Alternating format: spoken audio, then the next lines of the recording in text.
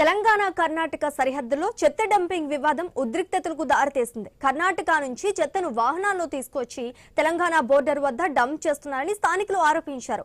ఆ వాహనాలను గ్రామస్తులు అడ్డుకునేందుకు ప్రయత్నించారు. తమను బీదర్ పోలీసులు బెదిరించారని కూడా ఆరోపించారు. సరిహద్దు ప్రాంతంలో ఉద్రిక్త పరిస్థితులు నెలకొనడంతో అధికారులు అప్రమత్తమయ్యారు.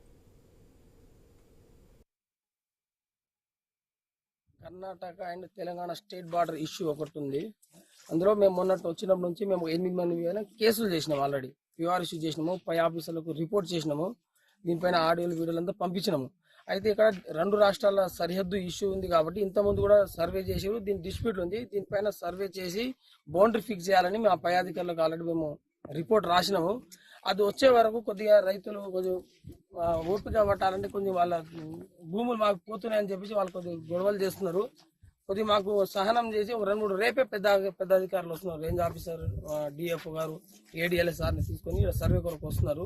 రేపటి వరకు వెయిట్ చేయండి. వచ్చిన తర్వాత పై అధికారుల వాళ్ళ సూచనల మేరకు మేము ఏం చేయాలో వాళ్ళ అధికారుల ఇన్స్ట్రక్షన్ బట్టి మేము ఫాలో అవుతాం.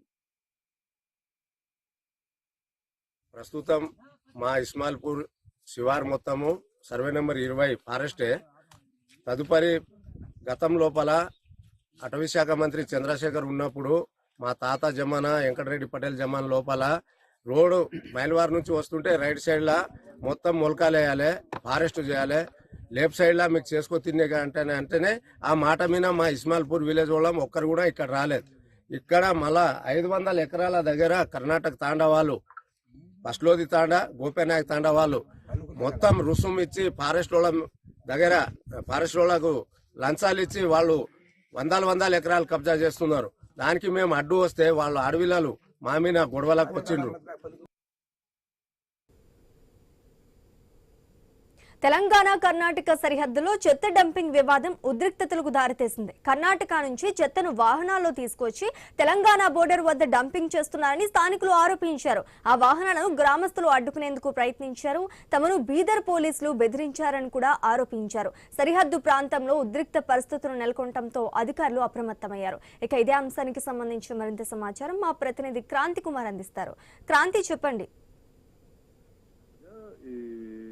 కర్ణాటకలోని ప్రధాన పట్టణం బీదర్ తెలంగాణ సరిహద్దుకు చాలా సమీపంలో ఉంటుంది. బీదర్ లో ఉత్పత్తి అయ్యే మొత్తం చెత్తనంతా కూడా వాళ్ళ రాష్ట్రానికి సంబంధించిన సుల్తాన్పూర్ అనే గ్రామంలోనే డంప్ చేసుకుంటున్నారు. ఈ డంప్ యార్డ్ దాదాపుగా 15 సంవత్సరాలు ఇక్కడ డంప్ చేస్తున్నారు. అక్కడ డంప్ యార్డ్ నిర్వహణ జరుగుతూ ఉంది.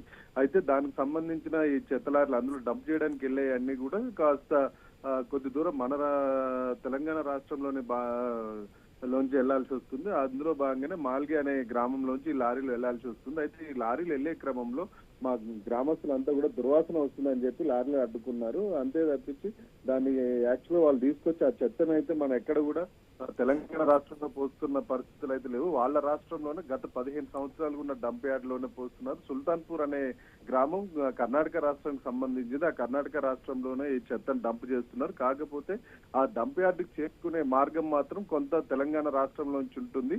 ఆ మాల్గి అనే గ్రామంలోంచి వెళ్లాల్సి వస్తుంది. ఆ వెళ్లే క్రమంలో గ్రామస్తులు కొంతమంది యువకులు ఈ లారీలు ఇక్కడ మా ఊర్లోంచి వెళ్ళడం వల్ల మాకు ఆ దుర్వాసన వస్తుంది, ఆ చెత్త లారీల వాసన వస్తుంది, ఇక్కడి నుంచి కాకుండా వేరే రూట్ లోంచి వెళ్ళిపోవాలి, మా స్టేట్ లోకి రావద్దు, మా ఊర్లోకి రావద్దు అని వీళ్ళంతా కూడా లారీలను ఆపి కాస్త హెచ్చరించారు. దీంతో వాళ్ళు మాకు కొంత టైం ఇవ్వండి, మేము మరో రూట్ ని ఏర్పాటు చేసుకుంటాము అని చెప్పి వాళ్ళు గ్రామస్తులకు కూడా నచ్చజెప్పారు. Right, thank you.